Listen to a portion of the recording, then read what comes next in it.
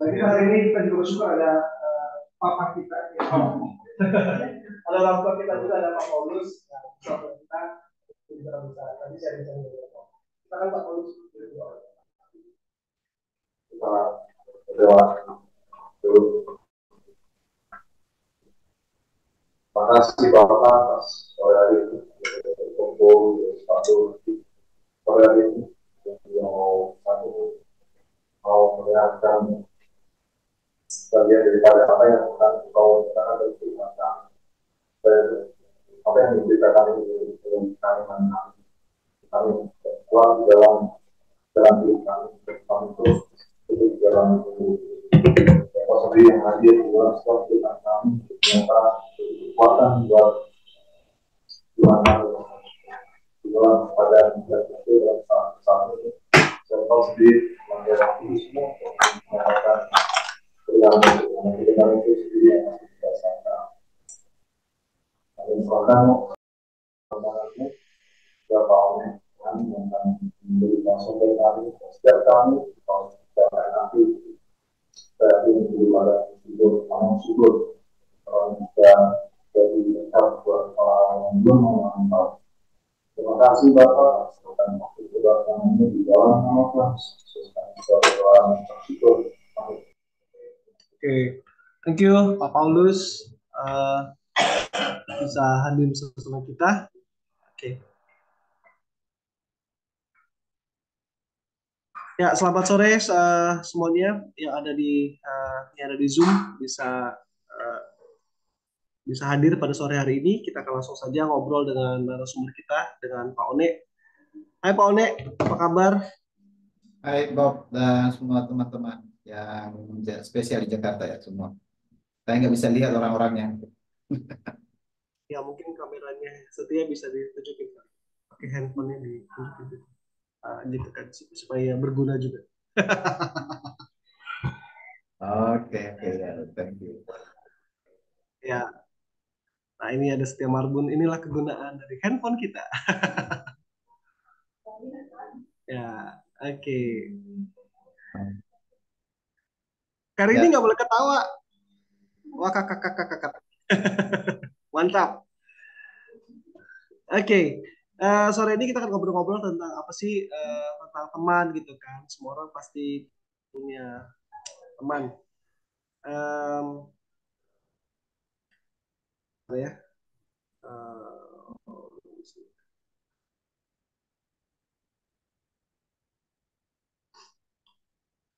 Monek, ini pertanyaan nih.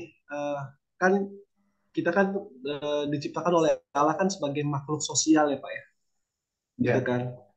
Makhluk sosial berarti kan memang dari awalnya nggak bisa seorang diri gitu kan, mesti makanya Allah ciptakan Adam dan Hawa kan, ada berdua lah.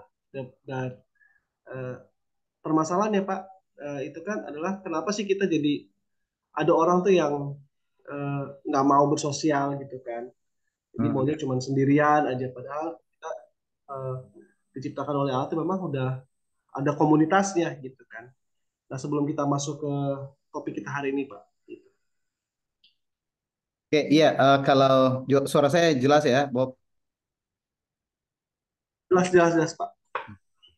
Jadi kalau Oke. kita melihat mengapa orang cenderung ada banyak orang sebenarnya, banyak orang cenderung sendiri dan seharusnya itu diciptakan sebagai makhluk sosial atau sebagai tim dari awal rencana Allah seperti itu. Tapi ketika ada dosa atau ada kesalahan, ada pelanggaran, ini menjadi penyebab utama mengapa jadi manusia menjadi jaga jaraknya dengan orang lain. Jadi cenderung membentengi diri. Jadi cenderung membela diri.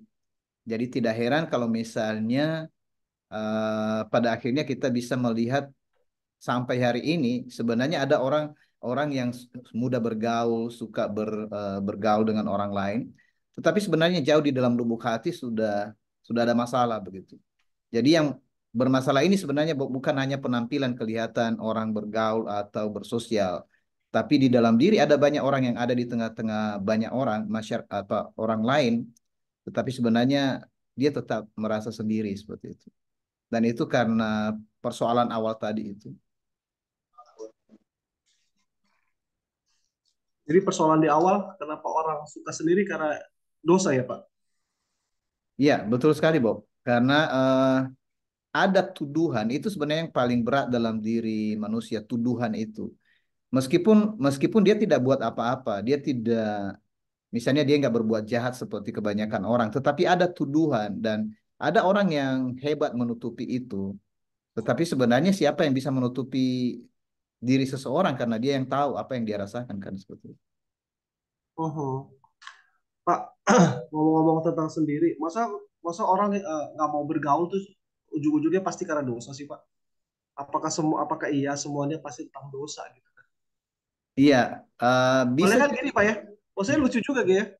Orang nggak mau bergaul eh, karena dosa gitu ya. Terus eh, orang nggak mau punya teman ujung-ujungnya karena dosa. Iya, Ya iya. terus atau nanti masalah-masalah lain semua dosa. Mana semuanya dikait-kaitkan dengan dosa.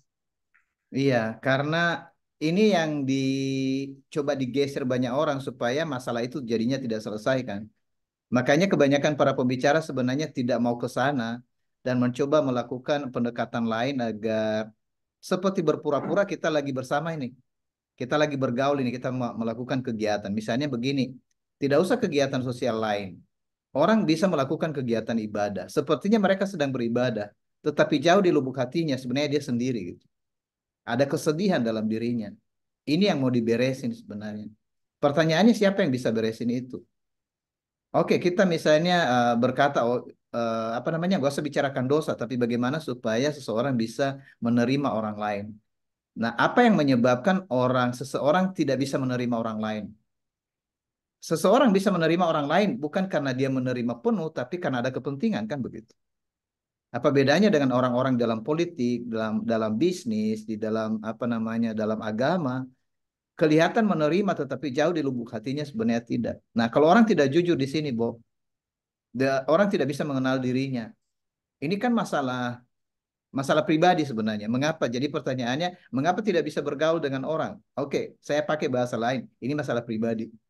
Kalau begitu masalah pribadi orang apa? Mengapa seseorang bisa tertuduh dalam dirinya bahwa dia ada masalah? Pernah nggak bertanya kepada seseorang, apakah ada masalah Anda? Dan dia berkata tidak. Gimana kalau menurut Bobby, orang itu betul-betul nggak ada masalah atau dia ada masalah tapi dia tutupi? Jadi nggak ada orang yang berkata, aku ada dosa gitu. Tapi diam-diam dia berdoa selalu berkata, Tuhan ampuni dosaku. Betul kan? Diam-diam dia berkata, Tuhan aku ampuni dosaku. Mengapa dia berkata begitu? Kan? Mengapa selalu selalu orang-orang yang sepertinya dia mengenal kerohanian ya, pasti dia akan berdoa Tuhan ampuni dosa. Mengapa begitu? Tapi mengapa dia tidak dia tidak jujur pada dirinya sendiri sebenarnya dosanya apa gitu. Kalau ditanya dosamu apa? Nggak ada sih dosa, nggak dosa-dosa besar juga, dosa-dosa biasa aja gitu. Tapi kan merasa ada dosa gitu kan. Nah, itu karena apa gitu kan. Jadi memeriksa diri ini jadi bagi kita misalnya orang-orang muda sebenarnya kan bukan soal mudanya atau tuanya. Kebanyakan orang tua kan karena dia merasa tua lebih gengsi lagi. Orang muda itu juga ada gengsinya. Karena apa? Gengsinya itu sebenarnya lebih kepada saya daripada urus itu lebih baik saya urus yang lain. Pengalihan pengalihan perhatian. Di sana letak persoalan persoalan hubungan ini sebenarnya. Jadi berbicara soal soal bagaimana dengan eh, misalnya kenapa menutup diri dan seterusnya, itu pasti ada masalah dalam diri. Nah, orang yang bebas dari masalah dirinya, dia pasti mudah menerima orang lain, meskipun orang tidak menerima dia. Gitu. Nah, gimana? Coba misalnya tanya teman-teman yang join di sini atau yang ada yang lagi di gedung di sini, gimana Anda bisa menerima semua orang? Kebanyakan orang tidak menerima Anda atau kebanyakan Anda kesulitan menerima orang? Oke, ya coba ditanya sama diri sendiri dan tanya sama teman sebelahnya, apakah saya sudah bisa menerima orang lain atau saya perlu belajar menerima orang lain? Ayo silakan ditanya ngobrol-ngobrol sebelum kita sebelum kita lanjut ke hal-hal berikutnya. Ya, apakah bisa terima temannya? Apakah eh, lebih suka mana? Lebih suka hidup sendirian itu, atau sekarang ada istilahnya kan ada asos ya, antisosial gitu, nggak mau ngobrol sama orang gitu kan. ah Mendingan sendirian aja deh, ngapain sendiri gitu kan, daripada Hmm. nggak mau ribet gitu ya. Eh, nah, mungkin bisa bisa jadi pemikiran kita juga ya. Nah, Hmm. jadi gimana jawabannya? Ada yang mau kasih tanggapan dari sayap kiri saya dan kanan saya?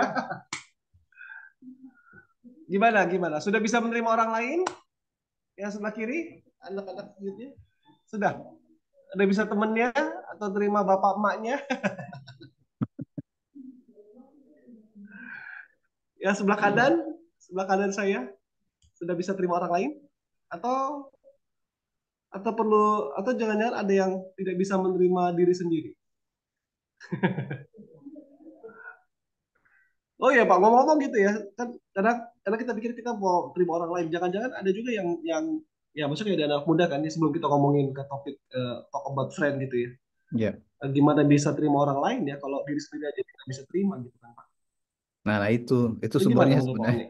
Oni? Itu betul sekali itu, Bob dan teman-teman. Karena persoalan kalau di dalam hukum Allah itu kan kasihilah sesamamu manusia seperti dirimu sendiri. Itu bukan maksudnya kasihilah sesamamu, tapi maksudnya kasihilah dirimu. Oke, sekarang diberi perintah, kasihilah sesamamu. Karena yang paling utama itu bagaimana seorang menerima dirinya kan. Itu maksudnya mengapa dia mengasihi dirinya, mengapa dia tidak menolak apapun berkah atau pemberian dari Allah. Jadi seseorang yang sebenarnya mengasihi dirinya, dia tidak menahan diri untuk menerima semua apa yang dinyatakan atau diberikan oleh Allah. Itu sebenarnya mengasihi diri. Jadi eh, beda dengan mengasihani diri gitu. Kalau orang mengasihani diri, itu sebabnya dia menjadi terpuruk kan. Mengapa dia menjadi menyendiri? Karena dia selalu merasa dirinya itu perlu kasih gitu. Tapi orang yang telah menerima kasih Allah di dalam dirinya itu mengeluarkan kasih. Makanya itu mengapa saya katakan eh, cobalah bagaimana lebih mudah, lebih banyak Anda menerima orang lain atau lebih banyak Anda berharap orang lain menerima Anda gitu. Karena orang-orang di sekitar kita kan nggak bisa kita tidak bisa mengatur mereka menerima kita kan. Jadi kalau misalnya penyesuaian diri ini berarti harus menerima apapun keadaan lingkungannya. Saya pernah beri contoh begini, kaktus nggak mungkin ditanam di pinggir sungai gitu kan. Sedangkan pisang tidak mungkin kita bawa tanam di apa namanya di padang gurun. Itu mati gitu. Karena apa? Ketika itu ditanam dia sudah punya kemampuan khusus untuk menyesuaikan diri. Nah, manusia itu ketika Allah ciptakan penyesuaian dirinya bukan karena kemampuan jiwa tapi karena kemampuan roh. Jadi kalau seseorang tidak memiliki roh Allah, nah ini tadi masalah dosanya kan. Kalau orang tidak memiliki roh Allah, maka kecenderungannya adalah dia mengasihani jiwanya. Jadi betul yang Bobi katakan, gimana mau menerima orang lain kalau dia tidak bisa menerima dirinya gitu. Selalu kembali ke situ. Hukumannya itu menghukum diri gitu kan. Mengapa ada baper ya? Katanya orang udah mengalami Injil, tapi selalu membawa apa namanya bawa perasaan kalau terjadi sesuatu. Kenapa nggak bisa bebas gitu? Kenapa nggak bisa menerima kalau ada orang yang salah gitu? Mengapa selalu berpikir bahwa harus benar semua di sekitar kita? Karena tidak melihat dirinya bahwa sebenarnya dulu dia pernah salah. Hukum yang benar menurut Injil itu adalah jika Anda menyadari pernah bersalah, berarti Anda harus tahu itu bahwa Anda tidak benar gitu. Jadi supaya Anda bebas dari tuduhan itu, Anda harus menerima yang benar dari Allah. Maka Anda dihitung benar. Kalau begitu Anda tidak pernah benarkan, tapi dihitung benar. Jadi jika Anda melihat orang lain di sekitar Anda 1001 macam salahnya, Anda terima. Karena apa? Anda tidak benar. Meskipun misalnya Anda tahu bahwa hanya satu kesalahan Anda. Nah, itu kemenangan orang-orang yang menyadari keadaannya bahwa, oh iya, aku pernah bersalah. Allah berkata kepada bangsa Israel itu, kamu itu jangan pernah jajah orang lain ya. Jangan pernah perbudak orang lain ya. Karena apa? Kamu pernah diperbudak gitu. Yang pernah diperbudak itu siapa? Nenek moyang mereka kok. Apa mereka pernah diperbudak yang sekarang? Enggak. Tapi mengapa hukum itu diingatkan terus kepada mereka? Nah itu tadi penerimaan diri itu, Bu. Jadi kalau kita merasa, oh aku baik-baik aja kok dengan apa, itu kan nenek moyangku dulu gitu kan. Semua kita telah berbuat dosa. Jadi kita boleh hidup karena anugerah. Itu sebabnya kalau misalnya kita menyadari sekarang persoalan diri saya ini siapa gitu kan. Jadi kalau misalnya kita sudah menerima keadaan kita, kita itu tidak nutup diri gitu loh, Bu. Jadi mengapa kita nutup diri? Karena kita belum terima keadaan kita sebenarnya. Tidak betul itu bukan langsung menerima orang lain. Kalau Anda udah bisa menerima diri Anda, itu oke. Meskipun orang lain tidak menerima karena itu kan dari Anda sendiri. Kalau sedikit terganggu, misalnya Anda disinggung dan terganggu, wah itu pasti nggak bisa bersosial ya, nggak bisa bersama orang lain. Karena dia sudah mengunci dirinya dengan kondisi itu. Oke, ya. Thank you Pak Ode. Ya. Eh, dari sini ada saudara, teman-teman ada yang mau tanya? Masih kita belum ngomongin tentang sahabat ya, masih ngomongin tentang bagaimana kita bersosial dan kita menerima diri kita sendiri. Sudah menerima dirinya sendiri? Hah? Sudah ya? Ibu-ibu yang jawab. Ya, anak mudanya akan bingung. Udah terima atau belum ya? Ya semoga hari ini bisa terima diri sendiri. Ya. Oke. Nah Pak, kita masuk ke topik kita nih Pak.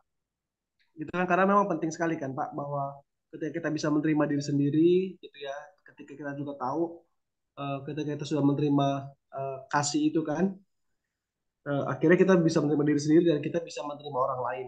Nah, nah ini berhubungan dengan sahabat Pak, dengan apa sih tentang seorang teman gitu kan. Eh, Kalau menurut Pak One gitu ya, apa sih Pak sahabat sebenarnya? Maksudnya dalam dunia, dalam kita, dalam diri kita nih khususnya anak muda, itu sahabat itu sebenarnya sahabat yang seperti apa sih yang harus kita miliki seharusnya? Ya. Jadi persahabatan ini Lagi kan kalau dengan istilah bestie kan dikit-dikit, ini my bestie, bestie.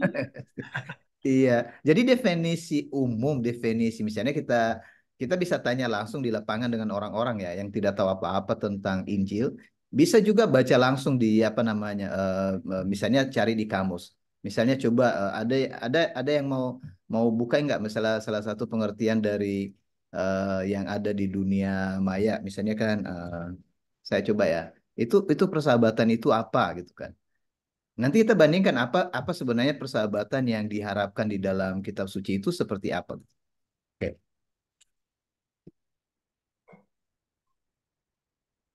Jadi istilah istilah sederhana sebenarnya persahabatan itu berarti pertemanan. Pertemanan mengambil orang lain menjadi timnya gitu. Jadi menjadi ya rekanan gitu. Itu kalau di definisi secara global ya. Kalau bagi anak-anak muda persahabatan itu punya tingkatan tertentu. Dia bisa berkata itu sahabat khusus, teman spesial, kan begitu. Itu teman umum atau bagaimana? Bisa dia berkata itu teman, tapi dia punya pengertian sendiri. Nah, kalau kita berbicara soal teman atau sahabat di umum, Bob, kita malah nggak bisa dapat definisinya sebenarnya. Mhm. Kita nggak dapat. Jadi ya kita harus dapatkan definisi dari orang yang bersangkutan si pembicara. Maksudnya lawan kita berbicara. Misalnya kalau saya berbicara dengan Bobby dan dengan teman-teman yang lain, ketika Bob berkata, menurut saya sahabat itu bla bla bla, itu benar. Benar menurut Bobby, benar menurut orang itu gitu. Karena itulah persahabatan menurut dia. Jadi kita kan harus cari tahu persahabatan dalam definisi yang benar dari mana. Berarti hanya satu yang benar dong. Kristus kan yang benar. Mhm. Jadi kita harus tanya Kristus, itu persahabatan itu seperti apa gitu. Tapi kalau umum, ya persahabatan itu ya penerimaan tadi seperti ya paling tidak dia nerima aku dan aku nerima dia gitu. Itu sahabat gitu kan. Nah, jadi sahabat yang boleh dikatakan yang lebih bertahan lama itu biasanya karena uh, iya dia dia tidak lebih banyak menekan kepentingan dirinya. Dia memperhatikan saling nerima gitu kan. Gitu, gitu kalau definisi misalnya agak lebih khusus kepada orang-orang yang lebih bertahan dalam persahabatan. Jadi ada orang-orang bukan hanya laki-laki dan perempuan. Biasanya kalau laki-laki perempuan persahabatan semakin kental lari kepada misalnya perkawinan. Kalau persahabatan di antara yang sesama jenis misalnya mereka langgeng persahabatan mereka bahkan mereka nggak terbuka kepada pasangannya suami istri lebih terbuka kepada sahabatnya. Ada yang begitu, Bu. Karena kita mengerti di sini rupanya itu soal nilai kepercayaan. Jadi kalau misalnya dalam persahabatan di dunia pada umumnya itu kalau misalnya udah tersinggung kepercayaannya, Bob, dia nggak bisa lagi bersahabat itu. Dia udah coret itu, langsung garis merah. Nah itu kalau kalau secara umum ya. Jadi maksudnya kalau persahabatan itu biasanya karena ada mutual gitu. Oh, karena ada saling saling membutuhkan, saling menguntungkan gitu ya Pak ya. Ya, betul sekali. Oke. Nah itu kan kalau definisi seorang teman atau sahabat secara umum kan. Berarti kan secara umum artinya eh, dia benar menurut pemandangannya dia sendiri kan Pak. Iya, betul betul. Nah kalau dari kitab suci sendiri, bagaimana pandangan kitab suci Pak mengenai sahabat? Oke, nah kita simpan ini ya Bob. Jadi mengapa saya lebih dulu sampaikan itu tadi? Karena banyak orang yang sebenarnya dalam tanda petik sudah ikut Yesus atau memang betul-betul sudah menjadi pengikut Kristus, terbawa pola ini gitu, terbawa pengertian ini. Nah sekarang kita mau lihat pengertian dari Kristus. Boleh ada yang baca dari Yohanes pasal 15:15? Yohanes 15:15 ayat Yohanes 15 ayat 15. Ya, bagi teman-teman kalau ada yang mau baca, silakan dibuka saja handphonenya dan cari aplikasi Alkitab. Yohanes pasal 15 ya Pak? 15 ayat 15 ya.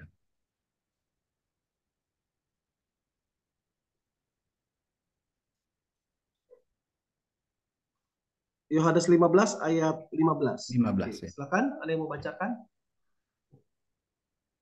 Ya, mari siapa aja boleh. Yang anak muda, ya silakan. Kalau ini ada boys. Silakan. Yohanes 15 ayat 15. Aku tidak menyebut kamu lagi hamba, sebab hamba tidak tahu apa yang diperbuat oleh tuannya. Tetapi aku menyebut kamu sahabat. Pada kamu segala sesuatu yang telah didengar dari Bapakku. Ya. Ya, Oke, jadi kalau semua sudah bisa lihat ya. Jadi saya memberikan catatan di Yohanes 15 ayat 15. Ada beberapa kata yang perlu kita garis bawahi di sana. Yang pertama, kata hamba seperti dihubungkan dengan kata sahabat. Dan kemudian kata sahabat ini dihubungkan dengan rahasia. Meskipun tidak ada kata rahasia di situ. Oke, kita sorot ke sahabat. Yesus berkata, "Aku tidak menyebut kamu hamba karena hamba itu tidak tahu apa-apa yang diperbuat tuannya. Tetapi aku menyebut kamu sahabat karena aku telah memberitahukan kepada kamu segala sesuatu yang telah aku dengar dari Bapa." Kalau begitu, menurut Al-Masih, definisi persahabatan itu adalah karena mengenal seluruh kehendak Allah. Itu baru persahabatan sejati. Jadi dia berkata, "Oke, aku yang menyebut kamu sahabat. Karena apa? Aku telah beritahukan kepadamu segala sesuatu yang telah aku dengar dari Bapa." Ini berarti karena sudah diberitahukan segala sesuatu, kata mempercayai itu tadi sangat penting. Jadi Yesus mempercayai mereka meskipun mereka itu sebenarnya kalau dari segi ujian hari ini yang didefinisikan banyak orang seperti guru, kelihatannya mereka itu nggak lolos. Buktinya sampai mereka ya berhadapan dengan waktu Yesus naik ke sorga, mereka itu masih di dalam pertanyaan 1001. Tetapi Yesus akhirnya meninggalkan mereka. Mengapa? Yesus mempercayai hal itu, apa yang sudah dia kerjakan di tengah-tengah mereka, karena ada pendamping mereka, yaitu Roh. Nah, makanya saya berkata tadi, sebenarnya persahabatan yang murni yang di awal itu, Bo, itu antara Adam dan Hawa.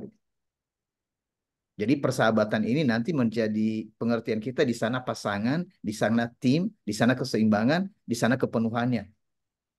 Jadi mengapa sekarang tidak terlihat persahabatan itu? Karena ya kemungkinan mereka bukan pasangan yang seimbang. Pasangan ini kan bagi definisi banyak orang kan itu suami istri kan atau pacaran gitu kan. Sedangkan dalam kitab suci pasangan yang dimaksud adalah orang yang memiliki sama seperti yang lainnya gitu. Jadi kalau persahabatan itu terjadi karena keduanya memiliki hal yang sama gitu. Jadi Al-Masih berkata, "Aku udah beritahu kepadamu semuanya ya." Tidak ada lagi yang tersembunyi. Tidak ada yang tidak diberikan kepadamu. Semua telah kuberikan kepadamu. Dan aku menyebut kamu sahabat. Jadi artinya begini, kalau bagi kita sekarang, siapa yang Anda sebut sahabat? Bukan karena apa yang Anda terima dari orang itu, tetapi karena Anda telah memberinya segala sesuatu. Apa yang Anda beri segala sesuatu? Jadi jangan beri segala sesuatu tentang yang lain seperti jasmani, karena itu akan hilang kan? Kalau itu yang Anda berikan kepada orang, jadi ini kesalahan dari orang-orang muda, Bob. Jadi misalnya ada yang pacaran ini kan. Yang pacaran ketika ditanya ngomong-ngomong, apa tandanya bahwa engkau mengasihi aku? Serahkan seluruhnya dong. Tiba-tiba di sana sudah terjadi misalnya ya kita beri catatan, misalnya hamil pada akhirnya. Ya sesudah hamil ditinggalkannya, dia pergi gitu kan. Itu banyak kasus itu. Yang satu menyerahkan semuanya, tetapi yang lain pergi. Yang penting dia sudah ambil gitu. Jadi di sini kita tahu bahwa sebenarnya pemberian dan penerimaan di sana itu karena roh, bukan karena fisik. Jadi kalau begitu, kalau Anda mau cari-cari siapa sahabat Anda yang sesungguhnya, ini nilai persahabatan ini di dalam loh, di dalam jiwa, di dalam roh. Jadi jangan percaya orang lain kalau dia tawarkan Anda persahabatan hanya sebatas fisik. Itu sebabnya ada banyak yang maksudnya ada banyak teman ketika Anda punya duit, Anda punya segalanya. Tapi kalau misalnya Anda tidak punya apa-apa, Anda akan kehilangan teman. Makanya banyak orang berkata lebih baik pilih pacar karena pacar kan satu, itu lebih dipercaya. Jadi nggak usah berteman. Padahal sebenarnya nilai pertemanan yang didefinisikan oleh Kristus itu kan punya nilai satu saja. Sedangkan di luar tadi banyak sekali, Bo. Kepentingannya macam-macam gitu. Makanya nanti pembuktiannya juga berbeda-beda. Apakah betul-betul engkau menganggap aku sebagai orang yang anda percaya? Percayakah engkau sama aku gitu kan? Itu berarti kan menuntut apakah Anda betul-betul bersahabat denganku seperti itu. Jadi jangan percaya definisi persahabatan dunia. Sekarang Anda berani nggak maksudnya melihat definisi Kristus tentang persahabatan benar nggak untuk semua hal? Jadi ini definisi Al-Masih. Aku telah memberitahukan segala sesuatu kepadamu. Aku telah memberikan segala sesuatu kepadamu dari Bapakku. Aku menyebut kamu sahabat. Jadi kalau hari ini kita memahami hal ini, ya berilah kepada orang lain yang bernilai dalam roh. Kalau orang itu menerima, berarti dialah sahabat. Karena dia tidak akan mengkhianati Anda. Nah, persoalannya, Yesus sendiri kan dikhianati oleh siapa Yudas. Jadi kalau misalnya nanti ada orang berkhianat, ternyata pengkhianatan itu bukan Yesus berkata kalau ada yang menolak aku, bukan menolak aku loh, menolak Sang Bapa.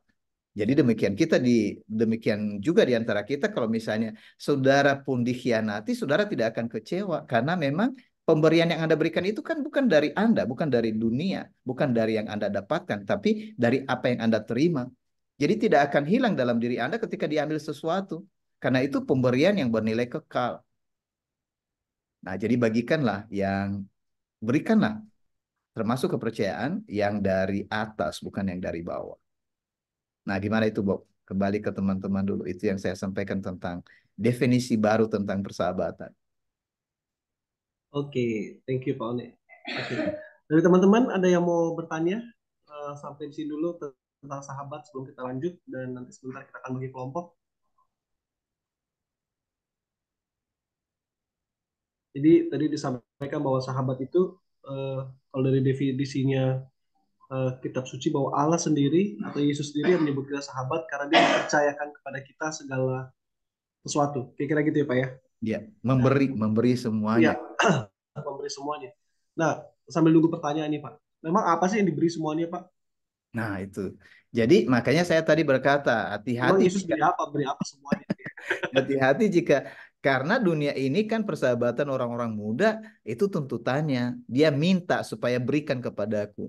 Sedangkan persahabatan yang sejati itu dia beri segalanya bagi Anda gitu kan. Dan yang diberi itu bukan yang nilainya jasmani gitu. Itu yang bernilai kekal gitu.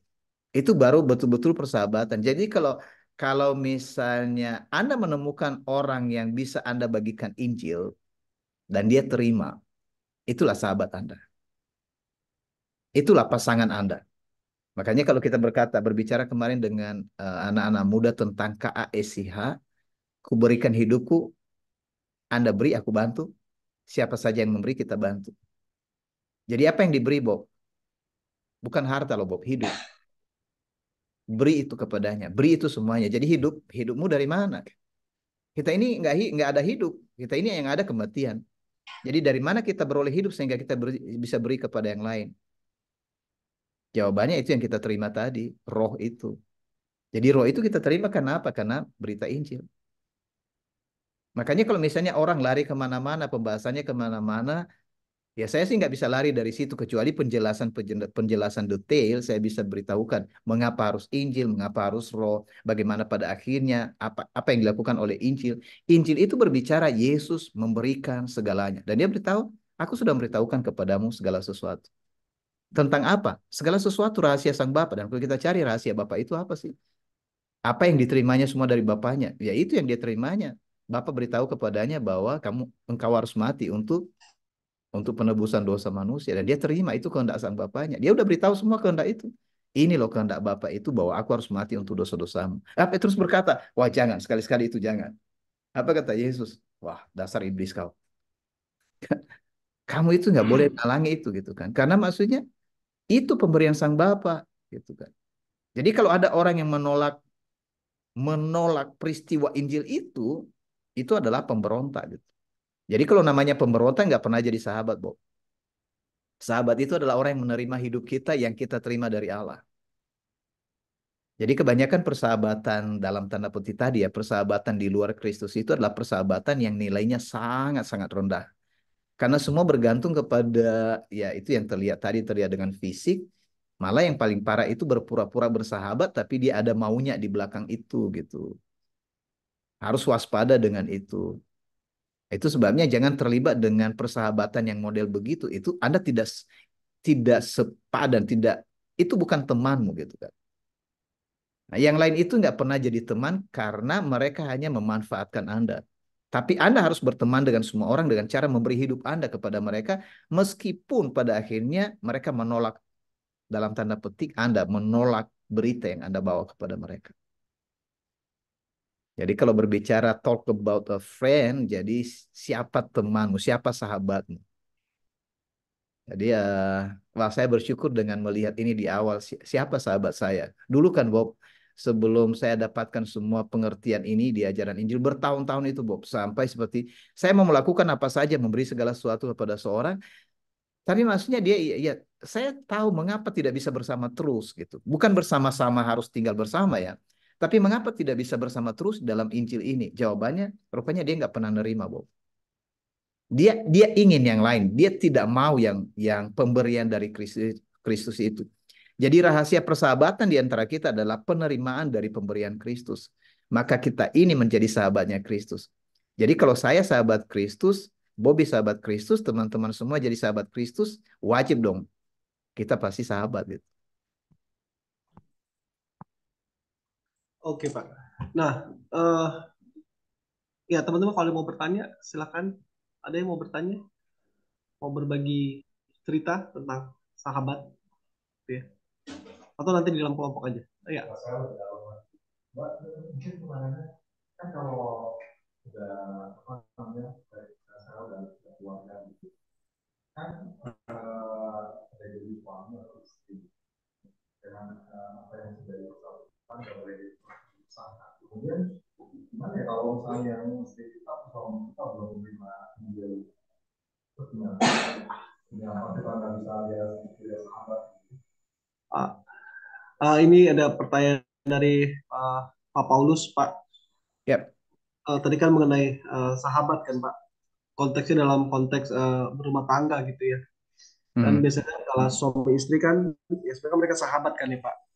Gitu kan. Tapi dalam konteksnya adalah bagaimana kalau salah satu pasangan itu belum menerima Injil gitulah, kira-kira gitu ya. Itu ya Pak Hmm. Paulus ya. Apakah uh, masih tetap bisa disebut sebagai sahabat? Nah itu konteksnya gimana itu Pak? Oke. Kalau definisi Ya Kristus karena tadi, sore hari ini yang hadir ada. Ya maksudnya hari ini juga yang hadir kan tidak hanya anak muda, tapi juga ada orang tua juga yang mendampingi anak-anak mereka. Oke, thank you, Pak. Ya, terima kasih pertanyaan Pak Paulus dan juga teman-teman yang dengar semua ya. Jadi, kalau definisi Al-Masih sudah jelas sahabat itu yang dia sebut sahabat berarti ini kan menyangkut dengan yang dia percaya. Yang dia percaya dalam kerajaannya. Jadi seharusnya kita ini kan berjuang menjadi yang dipercaya. Adam dan Hawa itu dipercaya di Taman Eden itu, laki-laki dan perempuan. Jadi dua-duanya gitu. Salah satu jatuh itu bisa mempengaruhi jatuhnya yang lain. Tapi kalau satu kuat, kira-kira begitu, maka yang lain diselamatkan. Istilah ini, satu orang diselamatkan, seisi rumah diselamatkan. Nah, kalau misalnya di dalam suami istri, makanya mengapa seperti Nuh, seluruh apa namanya isi keluarganya itu kan diselamatkan, ada 7 orang. Kalau cek di dalam kitab suci yang saleh itu hanya Nuh, yang lain itu nggak saleh gitu. Jadi yang lain itu diselamatkan karena kesalehan Nuh. Maka jika di dalam rumah ada satu orang yang memang benar-benar sahabat Kristus, maka kemungkinan, ya ini kemungkinan ya, jika yang lain di dalam rumah itu sering mendengar tentang berita Kristus atau Injil melalui yang satu orang itu, ya bakalan ditarik di dalam persahabatan dengan Kristus. Nah, kalau misalnya dengan demikian, kalau tidak ada penentangan dalam rumah itu, maka si suami misalnya dengan istri, mereka walaupun belum, ini belum ya, disinilah yang ditanggung itu seorang yang sudah menerima itu, menerima kebenaran itu, dia akan menanggung itu sampai seseorang itu akan diselamatkan, kira-kira seperti itu. Jadi kalau definisi yang utamanya tadi, apakah bagaimana persahabatan mereka, boleh dikatakan di sini lebih kepada usaha penyelamatan daripada persahabatan. Jadi persahabatan di sana adalah mempertahankan agar si saksi, maksudnya siapa ini yang mengalami Injil, suami atau istri. Jadi ya Petrus berkata ya kalau istri ya usahakanlah cara hidupmu supaya engkau bisa memenangkan suamimu tidak dengan kata-kata, jangan dicerewetin gitu kan. Gitu. Bukan berarti laki-laki boleh cerewetin istrinya gitu. Enggak, ada cara untuk menyelamatkan istri. Jadi tidak semata-mata karena kita sudah tahu sekarang bahwa persahabatan itu maksudnya adalah bahwa apa namanya karena sama apa sudah memiliki Kristus, maka kalau misalnya di dalam rumah kita karena udah dengar sore hari ini tidak belum dalam Kristus, Anda langsung buat batasan, kamu kan tidak sahabatku. Tidak, justru itu menjadi sasaran kasih. Dari sana akan pergeserannya. Semula Yesus belum berkata kepada mereka kamu sahabatku. Pembicaraan kamu sahabatku itu kan itu di pasal 15. Itu pembicaraan di atas loteng Yerusalem. Mulai dari pasal 13, 14, 15, 16 sampai 17 itu. Berarti itu sudah pembicaraan di hari-hari terakhir. Kalau begitu sebelumnya kan Yesus tidak langsung berkata kamu adalah sahabatku.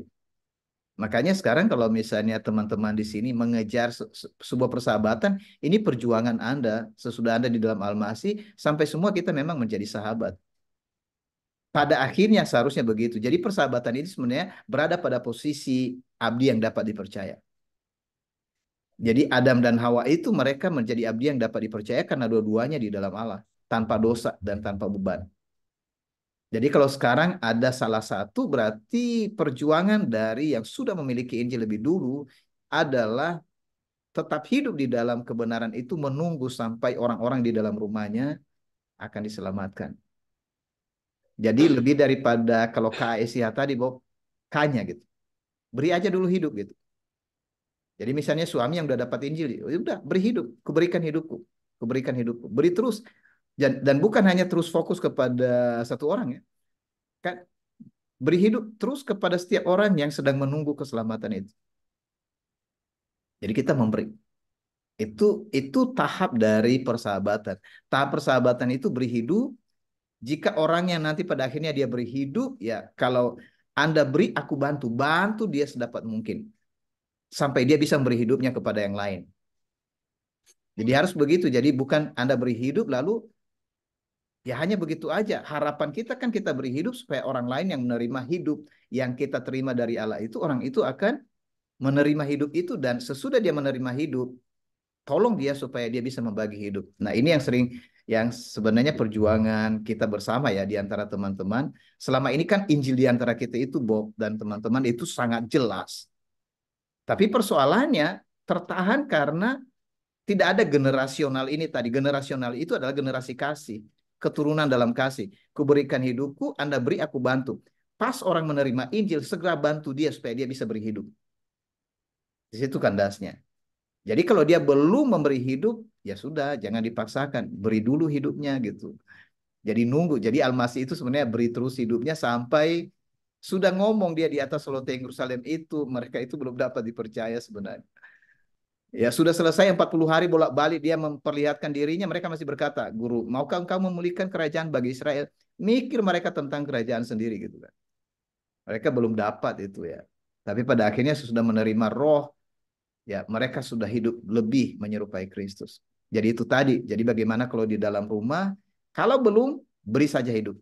Tunggu sampai dia menerima. Kalau dia sudah menerima nanti, lakukan itu sampai terjadi sahabat. Artinya dia sama seperti Anda di dalam kedewasaan di dalam Kristus. Jadi boleh dikatakan yang disebut sahabat itu kan dua-duanya dewasa dalam Kristus. Itu sebenarnya. Nah pertanyaannya gimana teman-teman, mau nggak berjuang di dalam Al-Masih itu sampai dewasa gitu. Gitu kira-kira Saudara Bobi dan Pak Paulus ya. Apa itu dapat? Thank you, Pak One. Ya, Eh, dua pertanyaan terakhir ya, Pak, sebelum kami nanti akan bagi kelompok. Boleh. Eh, nah, tadi kan berbicara mengenai bahwa Yesus itu berkata bahwa kita adalah sahabatnya gitu ya, karena dia sudah memberikan hidupnya gitu kan. Ya. Nah, pertanyaannya Pak, pertanyaannya bagaimana cara kita menerima hidup itu, Hmm. ya kan? Maksudnya bagaimana kita menjadikan ya apa istilahnya? Bagaimana kita menjadikan Yesus itu sahabat kita gitu kan? Kayaknya klise banget ya, apalagi anak-anak muda gitu kan. Ah, siapa sahabat Yesus gitu? Ah, Yesus. Kayaknya sesuatu yang apa ya? Kristen banget gitu kan, dokter banget Kristen banget gitu ya. Apakah eh, ya istilahnya sampai ya bagaimana sih caranya supaya kita bisa eh, menerima Yesus itu sebagai sahabat kita dan kepentingannya apa juga gitu ya kalau Yesus itu menjadi sahabat kita gitu. Hmm.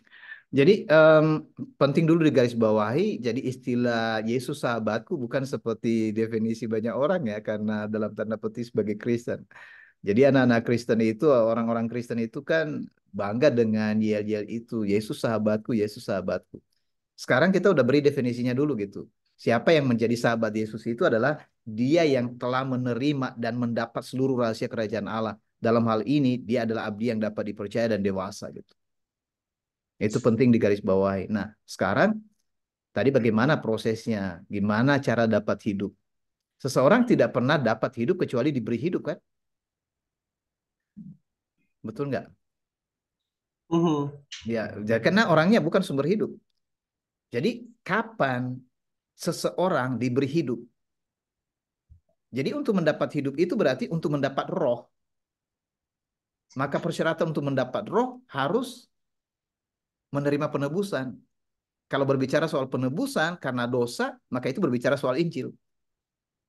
Jadi prosesnya kita harus undur sampai pada akhirnya seseorang mendengar berita Injil. Jadi bagaimana dapat hidup? Prosesnya itu pertama seseorang mendengar kabar baik. Jadi persahabatan itu kalau misalnya dibuat tutorialnya itu menjadi jelas dari mana ke mana gitu. Sampai seseorang mendapat hidup. Jadi awal dari perjalanan bersahabat itu adalah seseorang bisa membagi hidupnya.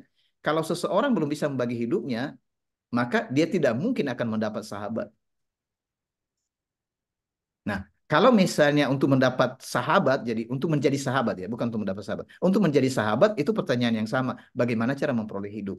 Nah, langkah pertamanya adalah harus ada orang yang mendengar berita Injil. Waktu seseorang mendengar berita Injil, di sana diberitahukan tentang tiga hal: dosa, kebenaran, penghakiman.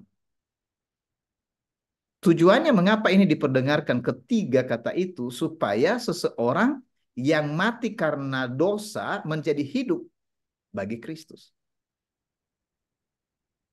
Itu makanya diberitahukan Anda itu udah mati loh gitu kan. Jadi caranya bagaimana? Diberitahukan ada yang membagi hidupnya. Siapa yang membagi hidupnya? Kristus. Kristus datang bagi hidupnya. Itu prosesnya. Jadi ketika Kristus membagi hidupnya, apa maksudnya? Dia membagi hidupnya, dia beri kita pengampunan seluruh dosa kita. Yang menyebabkan kita mati itu kan karena dosa. Jadi dia menyerahkan dirinya mati karena dosa kita. Itu dicatat. Mati karena dosa kita supaya kita yang mati di dalam dosa menjadi hidup bagi Kristus.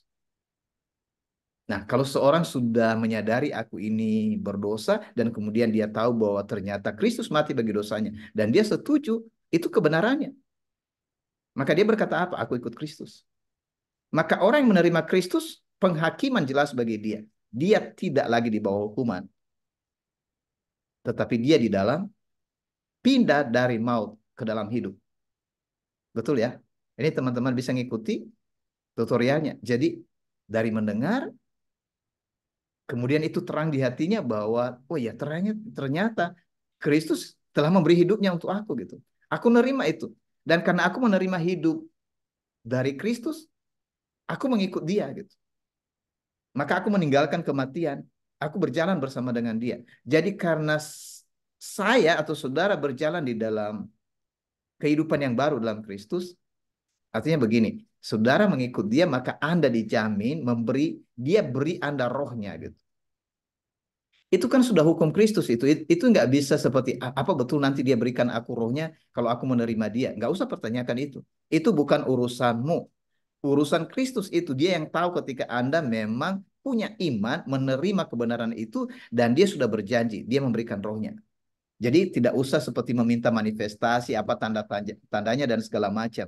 Yang dimaksud iman itu adalah Anda percaya kebenaran itu yang sudah sampai. Nah, sekarang seorang mendapat hidup, dia menerima roh Allah.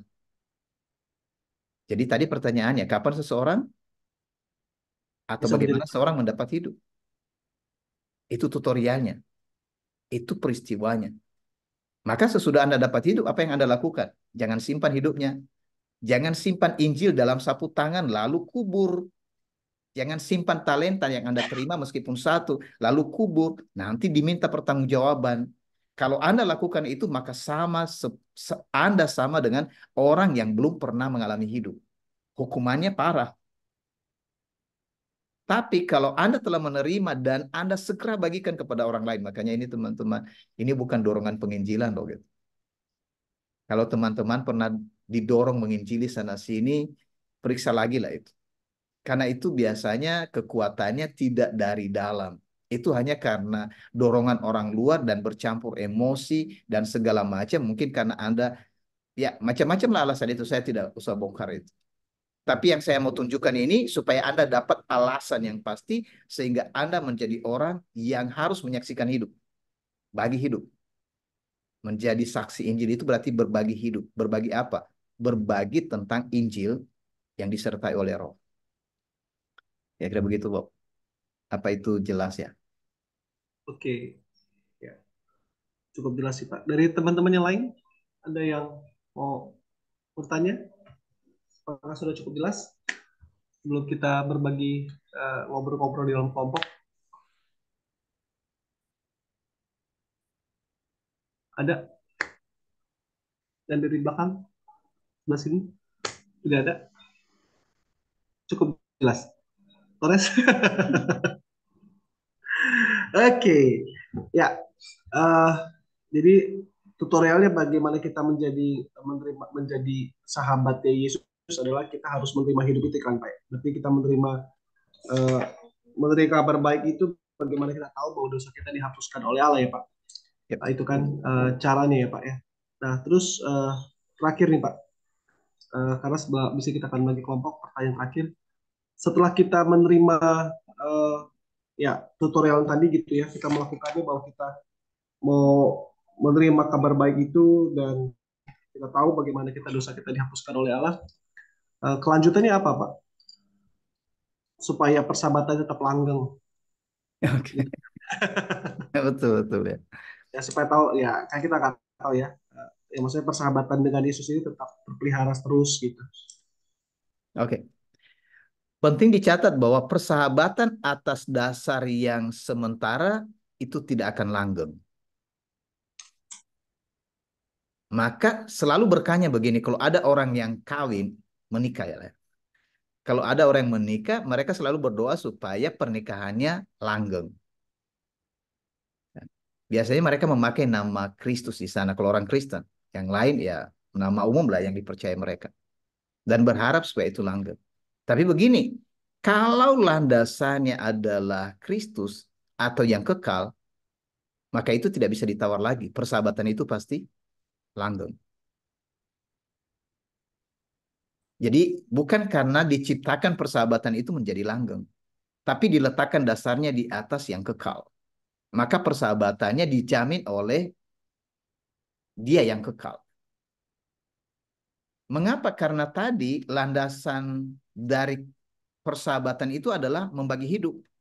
Hidup yang kita terima itu adalah hidup yang kekal. Saya mendapat hidup, teman-teman dapat hidup, kita jadi sahabat gitu. Jadi supaya persahabatan kita artinya kita tetap di dalam Kristus. Kita tetap di dalam Injil, maka kita akan tetap jadi sahabat. Kita tetap jadi saudara. Kita tetap menjadi orang yang ya kayak begitu, yang saling menerima, mempercayai. Nah, tinggal ini mungkin karena proses kedewasaannya tadi ya. Bila ada di antara saudara-saudara yang kurang dewasa, biasanya orang yang kurang dewasa itu selalu minta diperhatikan gitu. Nah, di sini kalau orang yang selalu minta diperhatikan, terhambat di sana persahabatan. Karena dia seperti orang yang tidak tahu apa-apa terus. Sementara orang yang dewasa itu adalah orang yang sudah menerima penuh dan pada akhirnya dia tidak bertanya lagi gitu. Yang dia lakukan apa? Memberi hidup, memberi hidup, memberi hidup, memberi hidup. Jadi persahabatan akan langgeng sama seperti yang dikatakan oleh Al-Masih. Tinggallah di dalam aku. Yang kedua, ajaranku tinggal di dalam kamu. Dan yang ketiga, tinggallah dalam kasihku. Jadi bagaimana cara atau hukum dari persahabatan yang kekal? Jawabannya jangan pernah keluar dari Injil, teman-teman. Jadi kita ini menjadi sahabat karena alasan Injil. Persahabatan di luar Injil adalah persahabatan semu, persahabatan palsu, persahabatan yang sementara. Jadi tadi kalau misalnya bagaimana persahabatan suami istri? Ya itu kan persahabatan yang punya definisi lain. Tapi kalau jelas suami istrinya itu menjadi lambang persahabatan dalam kerajaan kekal. Karena suami istri itu suami dilambangkan Kristus dan istri dilambangkan sebagai tubuh orang percaya. Itu hanya lambang, bukan benaran. Yang benaran itu ya Kristus dan kita. Jadi pertama tadi tinggal di dalam Kristus, itu Yohanes 15 ya. Yang kedua, ajaran Injil tinggal di dalam kita. Makanya kalau teman-teman, pertama tadi jangan keluar dari Injil, dan kedua, terus dalam ajaran Injil, dalam persekutuan Injil. Jangan bergaul dengan ajaran lain, dengan cara lain, dengan dogma lain, dengan metode lain. Pokoknya semuanya Injil. Dan yang ketiga dikatakan apa? Tinggal dalam kasihku. Kasih itu adalah apa namanya? Perbuatan untuk, nah ini ibadah sebenarnya. Ibadah yang karena Injil. Jadi kita bekerja karena Injil. Karena Injil itu kan wujud dari kasih gitu. Jadi sekali lagi, gimana caranya supaya langgeng? Ya sudah, tinggal aja di dalam Injil sampai akhir gitu. Tiga-tiga itu yang nggak boleh dibuang salah satu, nanti menjadi pengertiannya jadi lain. Udah saya kok tinggal-tinggal dalam Injil. Padahal yang dilakukan berbeda gitu.